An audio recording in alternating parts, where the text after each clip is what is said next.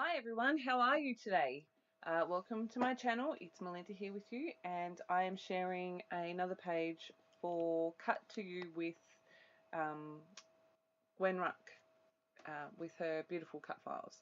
So this is the page I'm creating, and I have used, I can't remember the name of it. I'll find my sheet of paper.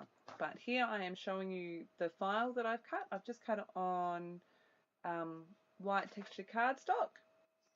And the background is called Loop Flower Background. Now I had an idea here, and I thought I would use this cut file as a stencil.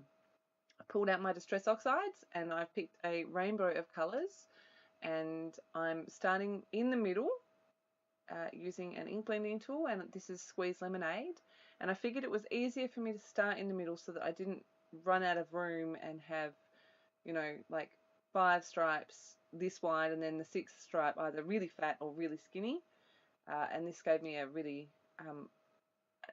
a better idea of how much space I could take up with each colour. The orange that I'm using is Spiced Marmalade. So you can see all I'm doing is getting some ink onto my blending tool and blending it straight onto my background. I'm also working on white textured cardstock, again by American Crafts. I haven't done anything to my background paper at all. My original idea, as I said, was to use the background piece, and if truth be told, it's a bit too much for me, and I may end up using it and cutting it apart. But I really do love how it came out. My boys were in here with me while I was doing this, and they were absolutely fascinated, and they couldn't wait to see when I took the stencil off. I've used a bit of washi tape to hold the stencil paper in place, and I'm just moving that as I need to. And by the time I got to this last colour, I just took the washi tape off because there was nowhere for it to stick. I don't know if you saw a little hand there, but little hands were very inquisitive. So the colours that I've used from the top to the bottom is Picked Raspberry, Candied Apple, Spiced Marmalade, Squeezed Lemonade, Cracked Pistachio, Peacock Feathers, and Mermaid Lagoon. You are correct, there is no purple. I don't own a purple Distress Oxide. There you go. Confession time. So I just wanted to go back in and make sure that the in between where the colours join was a bit better blended, and that is my background there. Like I said, it looks really awesome, and I was really impressed with the really good contrast between the white and the colours of the Distress Oxide. But in the end I just decided it was too much. I've got some water here that I'm just sprinkling all over the background, letting that ink oxidize, and then I'm rolling it off with a paper towel. Again, my kids were absolutely fascinated with this. They thought it was awesome. They both said to me more than once, "Mum, can I have this piece?" when I worked out that I was going to end up using the other piece.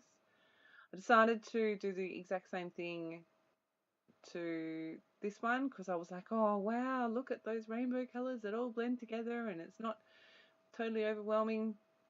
Again, just splattering the water and then rolling it off with a paper towel. There's another little hand. Just have to make sure that I let that aside to dry properly. And what am I doing? I think I was trying to see if I could get that background and mount my whole page on it, and it probably would have worked, but I really loved this end result with this. I'm going to trim around my photo.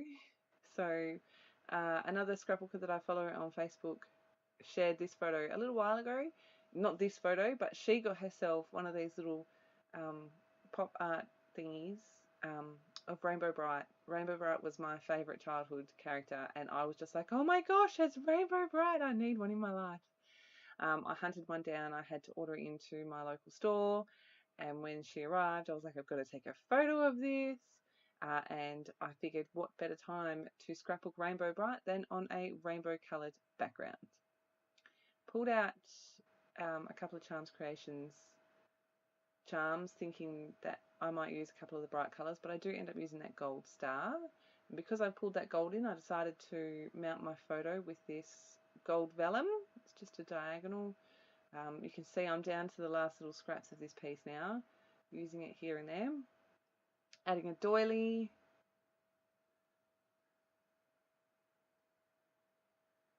I made this shaker pocket and then decided that I didn't love it, so you'll probably see that on a different page at some time.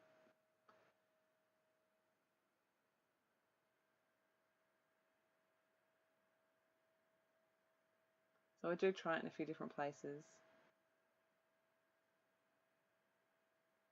And that's me going, nah, it's not going to work.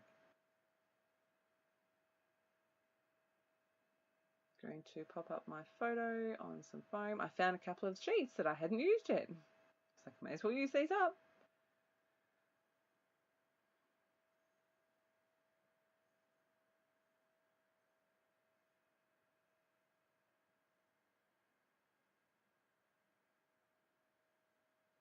I have yet to add journaling to this tag, but I decided that I wanted to use a tag to tuck in behind the photo for my journaling. I didn't really want to add journaling to the page because I really like the end result. And I'm just using my We Are Memory Keepers hole punch reinforcer punch to just add a little scrap with all rainbow colours on it. Just to make the journaling easy to slide in and out, I just found a little glassine bag. I'm going to pin that to the back of my foam. I'm going to make sure that it's just the right size so that I don't lose the tag right down the bottom. Make sure I've got it lined up correctly, and then just use some more of my ATG.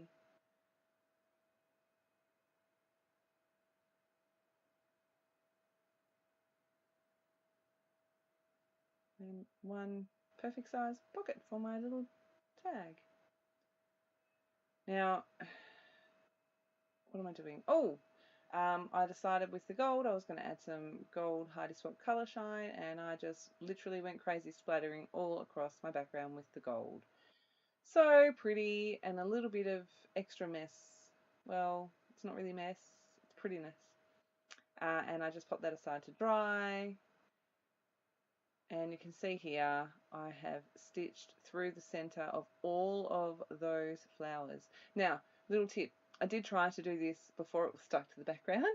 If you cut this file and decide you want to stitch on it, stick it to something more solid first, because it was a real pain in the neck trying to stitch around this while it was all wobbly and loose. It wasn't too difficult. If you're not an expert with the sewing machine, I do recommend going slowly, but I really love the extra texture and just the extra little bit that it adds. I've added my title using a mix of different puffy stickers and foam stickers. I'm going to add some black and white twine to my tag. Firstly, I doubled it over, and then I decided that I wasn't long enough, so I'm going to cut another piece the same length and thread that through. And sorry for my big fat head. And oh, I'm going to add these little black stars, slowly working through this sheet of thickers. My very last touch, I didn't want to add too much and gunk up the page, so I've got these gorgeous little, I think they're more epoxy shapes rather than enamel shapes, and I start with the stars, and then I'm like, where's the orange? How is there no orange on this sheet? And then I remembered that I had some love hearts, the exact same material but in different range of colours. So there's hearts, I think, on the green, the yellow and the orange, and then the pink and the red and the blue and the teal are stars from memory. But yeah, I just add those in the colours that they coordinate with, and it's just a nice little finishing touch. It's nothing really obvious, but you can see them, I think, in some of my close-ups. So this was a super fun page to put together, a bit of a silly page, but you know, I had to add Rainbow Bright to my collection, a bit like my Princess Disney Castle Legos that I have been collecting, which I got another one for my birthday. I got Cinderella's Castle. Boys, needless to say, were very excited about that. So yeah, I'm just sticking those down. Here is a video close up and then into the stills. So I will make sure I leave links to everything in the description box below. Head over to the Facebook page and make sure you visit Gwen's shop. There are some gorgeous cut files there and I am loving playing with them. I've got another process all done, and then I've got another idea for another one and another idea for another one. So there's so much to choose from. If you're not aware, Gwen also does custom cuts where she will cut it and send it to you. So even if you don't have a machine, I think it's a genius idea. It's absolutely brilliant. So even if you don't have a machine, you can get these beautiful cut files as well. I hope you've enjoyed. If you have any questions, leave them below, and I shall see you again very soon. Have a fantastic day. Bye.